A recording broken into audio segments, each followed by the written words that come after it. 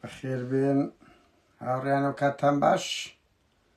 سەرچاوی ئێمە دەستباندی قسە باز دەکەین چەند دەقەیەک بە چاوەڕێ بکەین وتاندی هاوڕێ دێن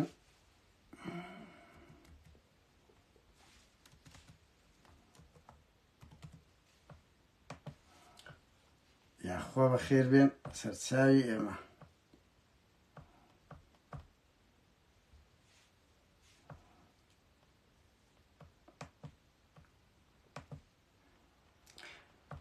خێر بێ ناوڕێیان ئەندە نهێنی گرنگ ئەندە زانیاری نهێنی کۆرە چ بڵێ ئەزانم ئەو نەوع کۆڕانە ئەو قسە و باسانە لای خەڵک بڕوا بکە بەقەت سوودی ئەوەی نیە لەسەر هەندێک کۆیلە قسە بکەی شەڕ بەڵام کاکە وەزعەکە زۆر خەتەرە بەڕوا بکەوە چی ئەو کوڕە گۆرانی بێژە نادەم وەڵای گۆرانی بێژ و هونەرمەندیشەوە بۆ گادەچی گۆرانی بێشم تێکە لەوەی درێ وەزعەکە زۆر شڕە وەزع زۆر شڕە برادران بڕوا بکەن لە بۆ مجامەلە نییە کەس حاڵی بە حاڵی پارتی نەبی ئەز دوایەکێتی لە هەمووش خراپتر لەسەر کورد دەشتێتەوە ئەو شکستە هاوڕان کۆمەڵێک زانیاری گرنگتانە سەرۆ باز دەکەن لەسەر پارتی و یەکێتی و ڕەوشیان و چ پیلانەکەیە لەسەر دیموکرات و کۆمەڵە و پژاک و خودی باکوور برادرانی قەندیل و سەر هەر هەمووان بەشەکی بە پاڵپشتی پارتی بەلای کەم لەگەدایە من ئەوەی یەکێتی زۆر بە وردی نیم بەس بێگومان لە زەختی و پیلانی ئێرانێکێتیش بەشدارە لە زەخت و پیلانی ئێرانێکێتیش بەشدارە هاوڕێیان ئەوە هەندێ لێکدانەوە و هەندێک زانیاری ئەوەیە ئەری بەڕاست هاوڕێیان ئەنگۆستان پێک نەکردیە نێچیر بەڕاستی و خەریکە بتەوە پۆزیسیۆن واڵاوە خەریکە بتەوە پۆزیسیۆن قسە و باز دەکەن نێچیروان ڕوودا و ئەگە سەیری بکەن ڕوودا و ڕوودا و واڵە بابەنیم تۆ پۆزیسیۆنەکە ئەو شتانەیەوان بڵاو دەکەن ئەو منافسیە نارتیە تەتەورە هاوڕێیان بڕواکە ڕوو لەگە برادرێک باسم دەکرێت ئەو نێچیرە وەچیم شاری حکوومەتی هەرێم دەبڕتەوە لەبنەوە زۆر ئەوەیە من ملانەیەکی سەخت دەستی پێکردێ دوایش شەوەی نێچیری گرنگ بوو کە گوتی یعنی لە سەدادوەران قسەی نێچیرە ئەمە بە خۆمان یەکچینۆ دیدارمان لەگە وەزارەتی دەرەوە بەرپرسی ڕۆژهەڵاتی ناوڕاستی ئەڵێن کاکە ئەمەوە نارێن دادگا قەشمەرە نێچیر بە دەرێ سەرۆکی هەرێم وە دەرێ سەرۆکی هەرێم وە دەرێ دادگا قەشمەرە هەر بلبل هەسەوە وەرهەم ساڵ ئیشاوڕیان دەنگ و ڕەنجی نمایە دەنگ و بەخێر بێ ناوڕیان ئەمان دە قسە و باس و زانیاری هەیە تاقەتم نەبوو نووسم ئێستا دەی نێرە قسە و باسەکان دەکەین هەندێ زانیاری ئەو بەداخەوەکو گوتم کۆمەلگای کوردی یعنی ئێستا من ئەوەی بکەم لەسەر یەکێک لەو کۆیلە سوکانە خەڵکەکی زۆر خردەتەوە بەس خەتەرترین شتی میلەتەکەت باز دەکەین هیچ ئەوە ڕیاکشنێک نییە ئەوش هەموو دەرەنجامی پارتی یەکێتی کە ئەو شتیان دروست کردە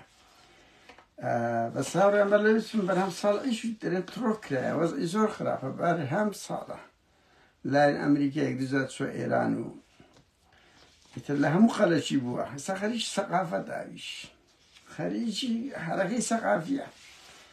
بەخێر بێن هاوڕێیان بەدەست بە هەندە قسە و باز بکەین بە پەلا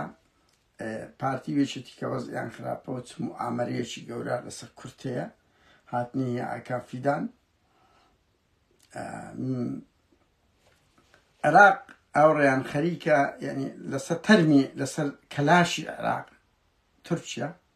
ئێران ئەمریکا شەڕش سەخت دەستی پێکردیە لە پشت پەردە هەروە شتەکان بەدیار دەکرد ئەگەر هەمووتان وە سەیر دەکەن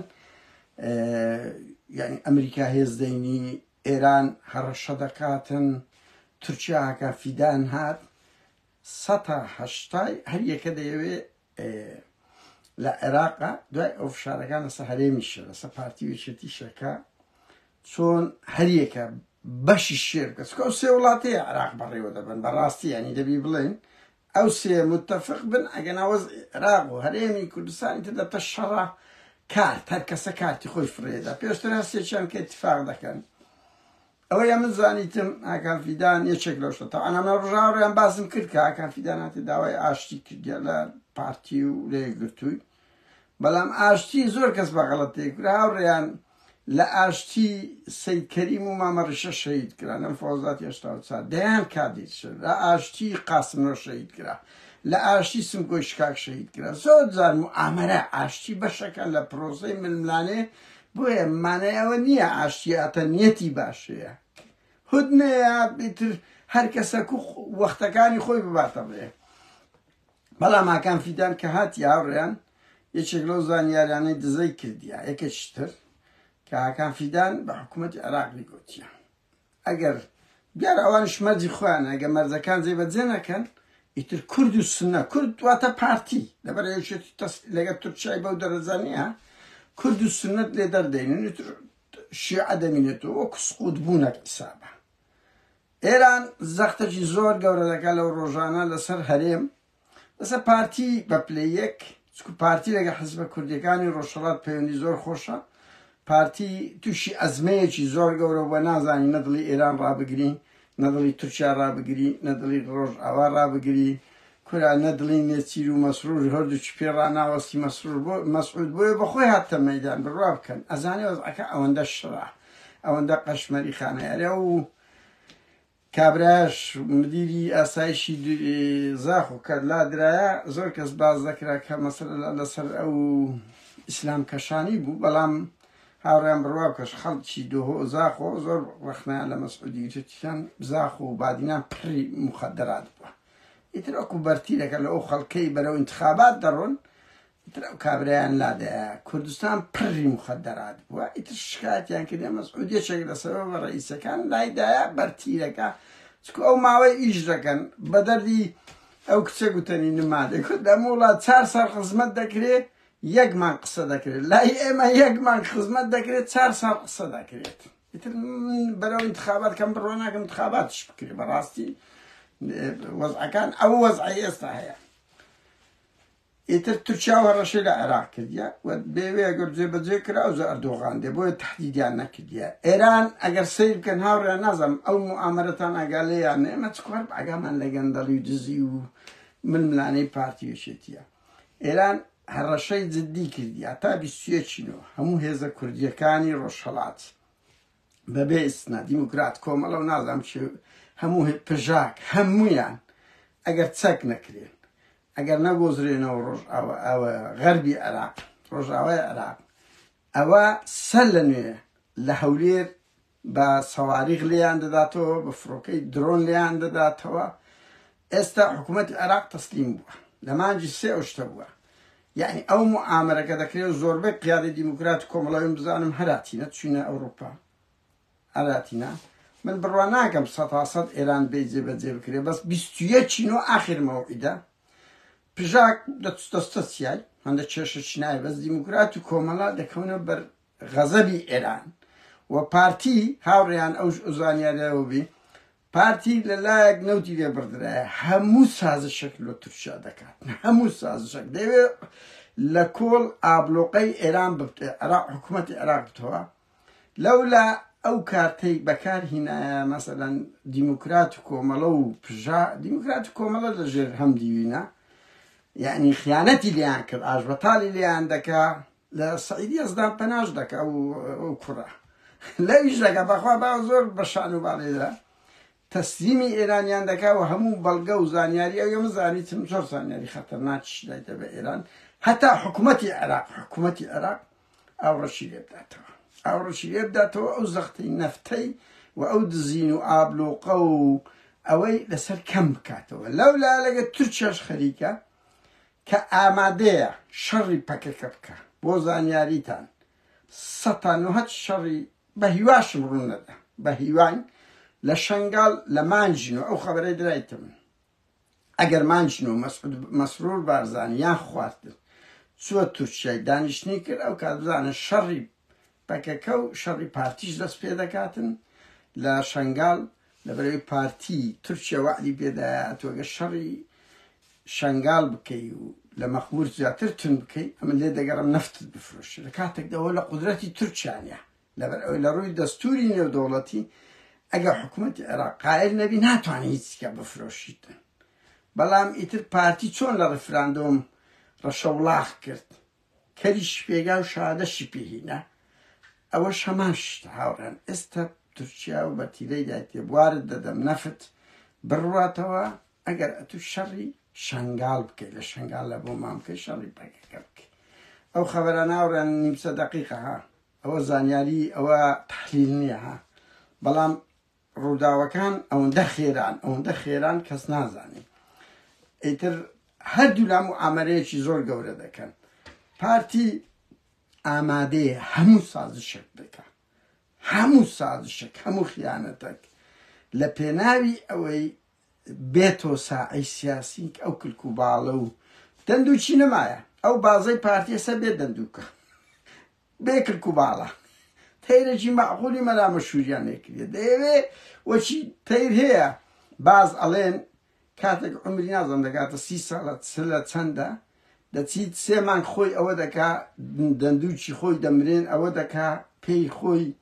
ئەوە دەبی ماوەیەک دەمێ تا دەندووک و ئەوەی دێتەوە پارتی هەوڵ دەدە دندووک و کلک و باڵی بێتەوە ئیتر سڵە هیچ ناکاتەوە بگەڕێنەوە ئەو دنیای کە پێش 6 مانگ لەمەوبەر تێدا دەژێن نەوت بفرۆشن حکوومەتی عێراقیش یانی حکوومەتی عێراق ڕاستە مزایقەی پارتی دەکە بەس بەشە چی حکوومەتی عێراق هەوڵ دەدا مەرکەزیەت بگەڕێنتەوە و دەستور و فیدرالیەت و ئەوانە ئەو کوزارەکەی تریش گوتم بە هەردوو نەوعی بیڕوێن یعنی لە ناوی ببەن دژی شۆڤینێتیان تێدایە ها هاوڕێن هەر مۆزوع ئەوە نیە ڕقیان لە ماڵی بارزانی دەبتەوە سیستەمێکی خێڵە جێ و نازانم چی و گەمەی سیاسیە هەر شۆڤینێت لە حکوومەتی عێراق و لە خودی هەموو بەعسیانەی کە پارتیش چەند ساڵەدایان ئەوێنتەوە ئەوان جەسە دێمە سەر ئەوانیش تا سەر ئێسقان دژی کورد هەردوو لات ئامەرە هەیە لەسەر خودی کۆی کێشەی کورد لە باکوور بدرێن لە حرەکەی ڕۆژهەڵات داببڕدرێن لە سنوور وەچی مزاهیدی خەڵقیانێ بکەن دیتانچیان لە مزاهیدی خەڵق کرد مراندیان تەقریبەن لیاندان هەوڵە چی وایە هەماش لەگە دیموکراتی کۆمەڵە بکرێ وەی مزام زۆربەی قیادەکانی دیموکراتی کۆمەڵان بەرەو ئەوروپا ڕۆیشتنە ئەوان کەمانە بەداخەوەش وەزع ئەوەیە ئیرادەی خۆیان نەبستەوە پژاک دەستە چیای لێی دەدەن دەستە چیای بەس ئەوان وەنینە هاوڕێن ئەمریکا قووەتێکی زۆری هینایە ڕاست ناکەن ئەوانەی دەڵێ ئەمریکا ئەوەیە لۆ جێگۆرچیە کورە بە جێگۆرشێسی بڕۆن لە حەریر خەڵکی حەریر چێ لێرەیە بڕۆ سیرکە چەند هەلیکۆپتەری زیاد هاتیە چەند جێشتکە نوێ هاتیە چێرە نزیک عین ئەسەدی ڕمادی و ئەو منتیقانە بزان چ هێزەشکەی ئەمریکا هینایە بۆ ئەمریکا هاوڕێیان نزیک انتخاباتە وەزعی حزبەکەی بایدن گەلە خراپە لە چاو لە بەرامبەر جمهوریەکان رووسیا و چین و ئەوانە زۆر بە قووەتەوە هاتینە نەک ئەوە سین لە تایوان تەحەدای گەورەی دەکات لە ئەفریقا گارنەر و ئەوانە پڕی ئەفریقا بوونانی لە خەلیج سعودیا و ئیمارات و دەوڵەتی هەرە نزیکشی ئەمریکا بوون ئینقلابیان کردێ چوونە وەگەر جەپەی رووسیا سین ئێران کەوتینە ئەمریکا وەزعی شەڕە بۆیە ئەمریکا بە هەموو هێز و توانای خۆی دێتەوە هاتیتەوە نەک دێتەوە هاتیتەوە و دەشبینن لە ئایندەیەکی نزیک باخیرەی گەورە فڕۆکەی گەورە بە هێزەکی گەورەوە دێتەوە منتیقەی لەبەر ئەوەی هەیبەتی نمایە لەبەر ئەوەی انتخاباتە لەبەر ئەوەی رووسیا و بە تایبەتی سین و برەبرە لە خەلیج کە خەلیج منتیقەی ئەمریکیە کلکوباڵی ئەمریکا دانەیە بکەن یعنی لە عەزەمەتی بێخن و دۆلار لاواز بکەن بە حەدش سەرک ئەوانیش سەرکەوتن جەپەشی زۆر گەورن رووسیا ئێران ئەمریکا سین رووسیا سین و ئەو سێ جەپەیان کردیە چەندین وڵاتێک و سعودیان کردیە لە هەموو ئەوانەش ئیسرائیلی شاڕیان زەختێکی زۆر دەکاتن کە ئیسرائیل لۆبی یعنی دینەمۆی سیاسەتی ئەمریکیە قبوڵی نیە سعودیا داوای چەک دەکات من ئەو شتانە بۆ هەندێک دەڵێم هاوڕێیان هەموو هاوکێشەکان پێکەوە بەندە ها کو شەڕ رووسیا و ئوکرانیا کرا ئەوی زەرەری کرد هەموو دنیاوە زەرەرەکە لە هەموو شوێنێک شت گران بوو لە هەموو شوێنێک مەشاکل دروست بوو جەولەشکە لەو ململانەیانە هەیە جەولەشکە لەو ململانەی گەورانە ڕوودەدا کە هەرێمی کوردستان و عێراقیش دوو ئەوەی زۆر گرنگ دەبن وە کورد هیچ دەوری نییە پارتی وێچەدی بڕوا بکە حسابی تووری تەقتەقیان لۆ ناکری تووری قەتەویشیان لۆ ناکری هیچ دەوریان نەما کۆن سەنگجانە بوو حسابە شتایبەتیان ئەو دەکرا بەستە هیچیان نەما کەلکو باڵکرا بڕوا بکەن وەکو گوتم دندوش ئەو دندوکە بازەکەی پارتی بێ دندوو گومایتەوە بێ دندوکە ئێستاکە کرد و باڵەکانی ژنمە بەس ئەوەنیا لە بۆ جیانی مە ئازایە بەس لە بۆ جیانی مە و هەندە خەڵکی فەقیرمە ئەگەنە دندوک و کرد و باڵی کرا تەیرە مەعقولەکەی مەلا مەشهوری لێ دەرچووە بەڵام پارتی خەریکە سازشە بۆ عێراق ئێران دەکاتە لە عێراق عێراق بەشەکە لە مستەعمەرە ئێرانی سازشە بۆ تورکیا دەکات تا نەوتەکەی بفرۆشێت سازش بۆ ئێران دەگاتە یعنی دیموکراتی کۆمەڵی هەرڕاز کردیا لە پێناوی حکوومەتی عێراق ئەو ئابلۆقەوی و ئەو زەختەی لەسەر هەر بگریتن ئەمریکا ئەو هێزەی هینایە هاوڕان ئێستا بە جددی دەمەوێت بزانن ینی ئەو خاڵە جەوهەریەتی بکەن ئەمریکا تا ئینتخابات ئەو پەڕی توندی دەمێنی لەگەر هەر هەموو ئەو هێزوو لایەنانە هەموو هێزوو لایەنەکان دێتەوە منتیقا زۆر بەد ئەوەتی داعشی هەندێکەوە هەمووتان ئاگاتەنە بەشێک لە داعشیان زیندی کردەوە بەشێک لە عەرەبی سوننا ئیبراز دەکەن بەس ئەوە نییە بەعسیەکان بینەوە باڵی چەپی بەعزبی بەعسە بۆخت خۆی نادەم ئەمە لە سووریا زۆرمان دەدیت فایق شێخ عەلی و ئەوانەیە بۆ زانیاریت ئەوانە زیاتر ئیبراز دەکرێن بێنە پێش وەکو گورگ بەرامبەر حکوومەتی عێراق و ئێران بەکاریان دێنن و داعشیش ئەو دەبینن و عەزم و جۆڵی داعش دەستی پێ کردیتەوە بێ گومان ئەوەش خەریتەی منتیقە دەگۆڕێ هەیبەت دەگۆڕێ شیعە و هەم شیعەی ئێستا هاوڕێن هەم سوننەش هەردوو لایەن تا سەر ئێسقان دژی کوردن ڕەنگی شیعە ئەهوانتن بەڵام هەردوو لە متەفقن کە ئەو کابینەیە ئەو ڕەوشەی باشوور بڕوخێ یان ئەوە تا حکمی زادێکی هەفتایان ئەگەر بدەنەوە ئەگەنە بۆ خۆیان بێن ئەو بەعسیانەی دۆستی بارزانی بڕۆن لە هەموو پەرلەمانتارە کوردان کاک سۆران ئەمە ڕۆژێک باسی ئەوەی کرد دەگوت ئەوانەی دۆستی پارتی بوون زۆر خەتەرتر بوون لەسەر قەزیەی کەرکووچێ لە شیعەکان لە بەرامبەرمان بڕۆ برسنەوە پەرلەمانەیە ئەوانە بێنەوە سەر حکم یان ئیبراز دەکرێن قبوڵیان نییەوە غەربیش کە پێشان پارتی وێشێتی لە پەنای غەربەوە سوقلەجانە باوڕێیان لە پەنای ڕۆژئاوا و ئەمریکا یعنی ئەوروپا و ئەمریکا پژیان دەکە ئێستا نەما بڕوا بکەن سوقلیان هیچ نمایە من ناڵێم هەر هیچی زنە بەزەوە سێک کەس دیفاعیان لێ ناکا و یەک خەبەری کەشتان پێ بڵێن باش شێروان و گوهدار حکمیان لەسەر بدرێ بزانە مەسرور چۆن کابینەکەی 150 بەلای کەم لەسەر زیندانیانی بادینان و هەوڵە تیرۆرەکانی لە ئەوروپا لەسەردانا ئەگەر لەسەر ئەو حکومەی مەسرور زیاتر کرد و باڵ نەکرا ئەو ئەمن نیمە باشە دەشبینن ڕۆژ دەوڵەتانی ڕۆژ ئاچکو مەنی ئەوە قبوڵیان نیست بێزار بوونە لەیان خۆخوای هەنجەتە چیانە هەرچ بن کورەبا بە ئەمریکا تاڵیبانی هیناوە مەسعود بارزانی مەسعود بارزانی تاڵیبانی هیناوە لە گیانی ئەو حکومەت هەر پێی گوت هەر بەجێ نەکە پێی گوت هینایەوە داینە تاڵیبانی دانا بڕۆەتوو ئەوە بێ ئەجە نۆرەی حکومەتی عێراقا نۆرەی ئەو سوننا لیبرالەکانە دانی تۆ بەس بەعسیەکانن بەخوا داعش لۆ زیندی دەکەنەوە ئێرانیش بە هەمان شێوە یعنی هەموو لایەک متفقن کە ئەو کابینەیە دەبی کرکوباڵی بکرێ ئەو غرورەی ئەو عنتەربوونە ئەجە مەسرور بارزانی هەمووی نوکتەتر هاوڕیان چاوی لەوەیە دەستە ئیمارات تاوەکو لەگە جەبهەی چین و رووسیاوان ئەگەر ئەمریکا تڕۆی کرد زیاتر بچی بەگەوام بکەی کورەبا بە ئیمارات و سعودیار بزانە ئەمریکا کو تەقڵێک بێنە نۆرەی تووە مەسرور بارزانی دەتوێت ململانێ لەگە ئەمریکا دەکەی ئێکورە تووە دەرەقەتی لەگەر نێچیری ئامۆزات دەرەقەتی دوو فعالیەت نایی کە کرک و باڵی کابینەکەت ڕێدە ململانێ لەگە ئەمریکا دەکەی دەچی لەگە جەبهەی چین و رووسیا بەگە دەکەویتن هاوڕێیان یعنی ڕەوشەکە کێشەی کوردیان کو تورکیا هەر زۆر بەهێدی بدا قسەی نەکرد لۆ ڕیفراندوم بدات هەتا دەستیان پێکرد دەستیان بە حەم نەکرد ئەو زەدوایە بە حکوومەتی عێراق 150 لێوەگرتەوە یعنی تورکیا پیلانەکەی لۆ ماڵی بارزانی دانا لۆ ڕیفراندومی بڕۆم بکەن کە دەستیان پێکرد بە حکوومەتی عێراق ئەو منتیقانەی هەموو لە کورد وەرگرتەوە کە خەونەش تاریخی کورد و کورد یەکەم جار بوو بگاتە سنووری جوگرافی خۆی و ئەو منتیقەی بڕوە لە ملهوڕی مەسعود بارزانی و هەموو ئەو حزبانەی لەگەری بوون کێشەی کوردیان ئاوا تووشی ئەو شکستە بووە لەو ڕۆژەوە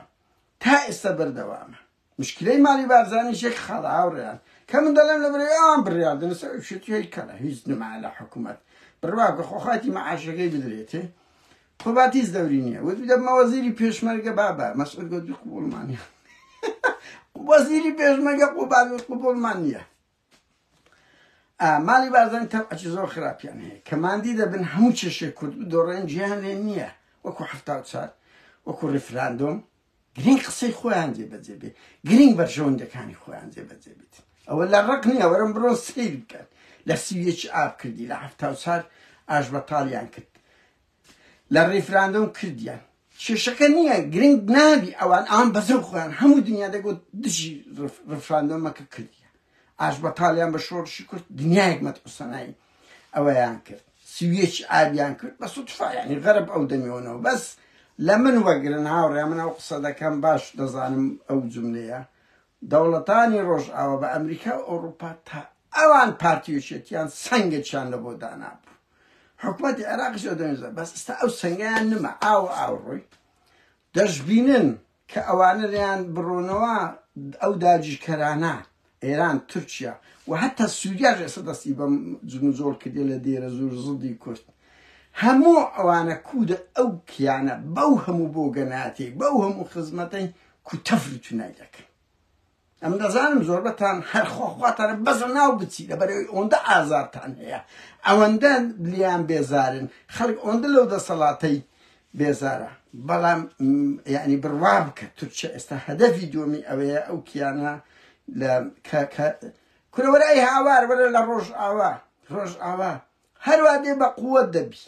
معاش دوێنێ و پێرە سەتاسەتیان زیاد کردیە معاش ئێمەش پێی نادرێ عمری 33 ساڵە نەفتیان نییە بە قاچاق دەفرۆشنە ماڵی بارزانی بۆ زار ڕۆژئاوا نەوتی بە قاچاق بەنیوە بە چارەگە قیمەت دەداتە منسوور بارزانی دەفرۆشیتن ئێمە 500,000 نەفتی معاش پێ نادرێ ئەوانی سەتاسەتیان زیاد کرد ڕۆژئاوا تەحەدای تورکیان لە بۆ دەکات یعنی ئەمریکا تەحەدای ئەو تورکیان لە بۆ دەکات بە هەموو کەم و کورتیەکانەوە لەزمەی گەورەیان نەدایە لەزمەی گەورەیان و چێوە نەدایە غەرب بوو ئەمریکا و ئەوروپا تا ئێستا پشتیان بەرنەداینە ئێمەش ئەو هەموو تەعاتفەت دێولیێن هەبوو لەم هەموو کەس دەزانن ئەزمموی ڕۆژئاوا ئاپۆچیە کە ئاپۆچیش واتە ئەرهاب کەچی مامەڵە لەگەوان دەکرێت کەچی بەڵام لەگەرەوەی ناکرێت لۆ لەبەرەوەی یەک سیستەمی ئەوەندە فاسد ملهور خەیاڵەچی هەرچی خراپە بڵێ دەیکاتن کاکە هەرفشان بە ئەمریکا هات کاکە ئەمریکا و ئەوروپا کاکە شێروانمان مەگرن ئەو 5 ڕۆژنامە نووسرا کورە بەریامدن کورە لێبوردیان جێگەری وەزیر خارجیات مەسرور بارزانی نا ئەخر باشان گوت چن بە جددیمە هەمومان لە بەوەم نییان یێرمان یەکێتێت و چی بەزەو خۆت مامەڵە دەکەی فشەتان پێیان دێ ئەنگۆ ئەوان بەخێوتان دەکەن کەچی ئەو هەموو تحەدای ئەمریکا دەگەی ئەمریکا ئەوا دێ بە کرک و باڵت دەکا دا ئەوە ببین کابینەی مەسروری لەسەر ئەو ملهوڕی و جێڕانەگرتن ئێرە من نانت دەمێ ئاوت بدەمێ هەموو شتێکت بێسیفەتیش ئێرەکمانە لێ دەکە 33 ساڵیشە لەیان بێزار بوون ئاوڕیان ئەزێستا لەو ماوانە جگە لەوەی هەموو بەعسەکان نەهەولێرن دوایین شت بڵێم زۆربەی بەعسەکان نەهەولێرن بەڵام لەگەڵ ئەوەش لەو ماوانە وەفدەچی پارتی لە ئوردن بووە وەفدەچی پارتن لە ئوردن کە ئوردن و سعودیا و ئەوانە مەرکەزی سوننە و بەعسیەکان هەر بۆ زانیاریتە هاوڕێ خەبەرێکی خۆش لەسەوەی ئەمڕۆ برادەرێک باسی دەکرد قسەکە زۆر منتەقە گوت نێچی لەگە قەتەر تورکیا مەسرور لەگە ئیمارات یعنی ئەوەش تا بەش کو دوو کوڕ دوو زانکۆ دوو تەلەڤیزیۆن ئیتر دوو وڵاتی عەرەبیش هەر یەکە شتێکی گرتیە لۆ خۆیان مەسرور ئایدی ئیماراتە نێچیش ئایدی قەتەرە قەتەر ئەوڕۆ لەسەر شێروانی ئەوە پێگەیەکی هەرە گەورەی ڕخنە لە حکوومەتی هەرێم دەگری لەسەر ئەو مامەڵەی کرد هاوڕێنە لەو شوێنانە مەرکەزیەتە ها یعنی ئەوە سیگناڵە لەسەر ئەوە بەهەرحاڵ وەفدەچی پارتیش چووە من کەوە دەڵێم هاوڕێن هەندێک خەبەر دەڵێن بڕوا بکەن ئەوەی ئاشتی کە گوتم هاکان فیدان هاتێ بەس لەوانەوە پارتی بزانێ ئەمە ئاگامان لەناو قوڵایەتی خەبەرمان بۆ دێ ئەوانە زۆرن هیارەکەن کە دەبینن ئەمە ئەو نەوع خەبەرانە دەزانین کە من دەڵێم وەفدەچیان چۆ بەس ئەم نازانم ئاستەکەی گەورەیەکی چکەیە لەو ماوانە لە ئوردن بوونە بۆ زانیاریت ئەوە قسەی هەندێک لە بەعسیەکانە باسییان کردیە گوتیان جەماعەتی خاکەی لێرە بوونە هەر باشترێشتی شاڕیان سیرکە لەو ماوانە پێشەوە هەورامین کوورەکە پێشەوە ئەی برادرەکەی کە خەتابی بەهەرحاڵ ئەوە هەڕەشە لە حکوومەتی عێراق دەکە هەڕەشە لە حکوومەتی عێراق دەکە دەستیان بە هەڕەشە کردیتەوە بەس هاکان فیدان هات دوو فشەی کرد تا ئەناوڕێ هەندە جار هەیە ئەوکو ئەو نوکتەی برادرێک باس دەکرد نامەوێت سەرۆک حیزبەکەی بێم وتی سەرۆک حیزبەک پێمان گوت کو تو پێشەهەندێکی پارتی بێستە ئەوەندە خۆت لێ نزیک کردەوە وتی کاک هەچەندمان کرد بە دژایەتی هیچمان بەدەست نەکرد بەشکم بە دۆستایەتی هانی بدەن لە ئیشی خراپ بەشکم بڕوە بەشکم بە دۆستایەتی و بە بێعەقڵ کردنی تورکیا نیمچەوەدەچی بە پارتیدایە کە نەوتی لۆ دەفرۆشن کەەوە لە قودرەتی تورکیانی هەمووانە یاسای نێودەوڵەتیان هینتەوە ئێستا دەوێت ئەو ١٤٩ لە حکوومەتی هەرێم و لەو ئەزمونەی تێکچی حکوومەتی عێراق بینتەوەیان ئەوە تا تێک و پێچ دەدەن بە هەمیان هەر یەکە و قازان گرنگ ئەمریکا دێتەوە منتقەی زۆر بە گەرم و گوڕی بە هێزەوە دەبەر ئەی دەبی ئیسپاتی وجودی خۆی کاوە انتخاباتیان لە پێشە و جمهوریەکان ئەگەر بێنەوە بووە و ئیسرائیل زەختەکی زۆر گەورە لە ئەمریکا دەکە کە منتقەی شەرق ئەوسەط نابێ ئاوا لە بۆ رووسیا و سین و بە تایبەتی ئێران ئاوا بێتە پێش کە سعودیا ئیمارات کۆمەڵێک وڵاتکەنە تورکیا دەرێ بە زەوقی من عێراق نەبی ینی حسەی ئەسەدم نەبی ئێران بەکەیف خۆی بڕیار بدە سنە و پارتی لێ وەردەگرمەوە کە پێی دەکرێت ئێش ئێرانیش کاکە هەوەی لێ دەستە ئیتر ئەو شەڕێ لەو ناوەش کێشەی کورد لاواسترین بەرێ لە ئێستا سنە بەهێزن شیعە بەهێزن هەر یەکە کۆمەڵێک دەوڵەتی هەیە کورچی هەیە پاڤل مەسرور بارزانی هەیە بەو عەقڵە ئەوەیان بە شەرەف بەو عەقڵە گەورەیان وەرە ململانە لەگەر ئەو هەموو هاوکێشە نێودەوڵەتیە دەکەن ئافرین پاڤل تاڵەبانی ئافرین مەسرور بارزانی منەت یەک کەسیش نازان یەک ڕاوێژکار نازان ئەرێ قسەی کۆتاییشمان هەر لەو ئەوەیە وەختی خۆی هاوڕێ ئەو پارتیە زۆر سەیرە پارتی و عالیشێتی وانە بەلەیانی ئەوم لە ڕق نییە سکرتێری UN لە هەولێرێ وەڵا بەژن گرتیان نێچیر کردی ڕاوێژکاری خۆی وەڵا ماوەیەکی پێچ و گارنەر هات گارنەریشیان کردە ڕاوێژکاری خۆیان ئەی گوارە بەجێیەکە یعنی کە دەرەم گوارە بەجێیانی کەسێک بوو ئەگەنا لای ماڵ و زۆر زۆر احتیاطیە بەس بۆکو ناسین یعنی ئەگەنا بۆکو گوتم سەردەم بەرەو گەڕانەوە لە بۆ دنیای ژنە گوارە و تاتوێرینگ و إلى آخری دوای ئەوە هەری شۆت ژنە چانداویش ئەویشیان کردە ڕاوێژکار ئەی خەلیزادیان کردە بەشێک لە ئەو مؤسسە فەسادە کورە نازانم ئێستا ئەو ڕۆژە دیتم گوتەبێژی و هاوپەیمانانی نێودەوڵەتیش کورە ئەویشیان کردە ڕاوێژکاری نازم چ کۆمپانیایکی نەوتشتی ئەی هاوار هەرچی دێتن فاسدی دەکەن هەرچی دێتن فاسدی دەکەن ئەو هەموو ڕاوێژکاریان هەیە ئەو هەموو ڕاوێژکارە نێودەوڵەتی و ئەوانە دەگرن پارەی زەبەلاقیان دەدنێ کۆمپانیان دەدنێ کەچی لەو پەڕی وەزع خراپینە بڕوا بکەن بەر لە مانگێکی ئاژ بەتاڵی 75 ئەوە ڕەوشی پارتیویشێتی ئەوە دوو گەنج کە هیچ ئەزمونەک نییە عەقڵی دیکتاتۆری بە میزاجی خۆیان پاڤل و مەسرور بارزانی کە هیچ منەتی نە حزبیان هێشت نە حکوومەتیان هێشت نەکۆ ئەوەیان هێشت هەموو شتێک دەکەن بە زەوق خۆیان بە زەوق خۆیان خۆ پارتیش حزب نما مەسعود ئێستا هاتیە بڕوا بە بەشە شیرەژێرەوەیە لە ناو پارتیش مەسرور باڵی مەسعودیشی پارپوت کردیە بە خۆی هەموو شتێک بڕیار دەدا پاڤلیش هیچ باڵی نەهێشت بە تاقتەنێ باڵە بەس دەنوکە گەورەکەیە ئەو هەموو باڵە نانەوێچەتی کۆمەڵێک باڵەوەست نەهێشت نە کۆسرەتی هێشت باڵی گۆڕانی قەدیمی هێشت کورە قوباد بەس قسە قوبادەوەیە هیچی نەهێشت بە تاقتەنێ بڕیار دەدا قسەی پاڤل قال الباڤل قال یەکێتی بەچی إذا قال صدام قال العراق ماڵی کوردیان وێران کرد ئەو هەمووی ئاڕیان ئەگەر هەیە من ئەو شتانە دەڵێم ئەو تەتەوراتانە لە گۆڕێەوە بە خۆشتانەوە وێنەکان دەبینین داعش زیندی دەبتەوە بەعسیەکان قسە دەکەن جێ ئەوە دەگرن تورکیا هاتە مەیدان ئێران لە شەقل ئەوسەت و لە دەستگای مهروانە بڕۆن بخینەوە بڕۆن بابا منەوە باسەکەم لە بەرەو میدیای کوردی کەس ئاگای لێ نییە بڕۆن بزان چه هەر ئەو هۆریایەکە لويندر برون الشرق الأوسط أوروبا خينوا لدزقاي مهري دنيا إيران بخينوا بأشكال رتا بستيتشنو آخر موعدة جنا ليان دينوا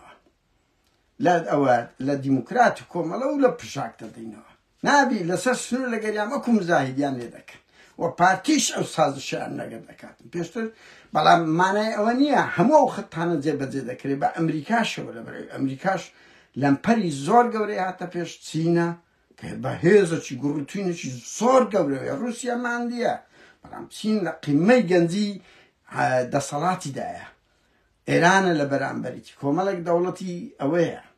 اتر أخيري خير بيت كارا ساعتش كدرز دكان لمنطقي ولا كردستان ولا همو دنيا شكو إسلام الملاني قال لأفريقيا تقيته وبوزان ياريتان لتايوان وبرو تقينه ودروا لخريز تقتوها لأوكرانيا تقيته أوكرانيا إلا كردستاني خوش من تقتوها كابزاني بيوز كان خرابة أوران هلستم أورو سك زانياري شي قشتيتان بيبلن أدنين قصر بعض السر أو دزي كردو أو كابرا سوكو أو قصيكر نانا أو خطرة كومالك عارفش حتى بيش آلوغور لوضعي هريم روده ده أما بزانم زور خراب دبيت بهيواش ما نبيتن يعني حتى للروشي مادي كمعاشا نادني بترنازان شون دبيت شون ولا بينين درن مانجي معاش مانجي حفنة درا كاتينا نو دوروش كسيفيتش آبيشا إتر حكومة العراق سنج يعني مع السنج بالراب كده سنة بغداد مدير عامك استخبار يعني كات مدير عامك لكاتك ده أول عراق يعني درس كرت برانا كمارا نسيت كيوم لكن بي بهيواش شري كرت رونا ذا لشنغال كبارتي أجر مسرور بارزاني مانجي نويان زيجري خسك أولا نزلت شو ترشي لقيت ترشي اتفاق كان كجوا نوتيا نو دفروشي لشنغال لقى برادراني قنديل الشنغالي كان بشردين وبداخوا بارتي دزلبو همش تقدك بقريتوا صاحي سياسي سكوكو قلتم دندوكا كاين مع بعضها كي يستبيد دندوكا سپاس عندكم هاوريان بوجوك راقرتنا دنيا قرزو خوشيس كأيوه بشك لكاتي خوتان لقل ايما ترخان لكن ايماش بو امان زي او زانيار يعني لو تسان روجي لام قلالة بون كامن ديتم بداخو ميدياي كردي هيج بعضنا كان بوي بنات سارياتم باز كم اگنا من حزم لينير بعض التحليلي سياسي و هندق لوانم كم بس بداخو ميدياي كردي شر خريشي او كولاي كومنت بيدا بك او هم رو دعوة قورا بتايبتي او مؤامرة قورا بلاي كم نسر روج او روشالاتي كان هي كسر سلسل ناكت كاتجو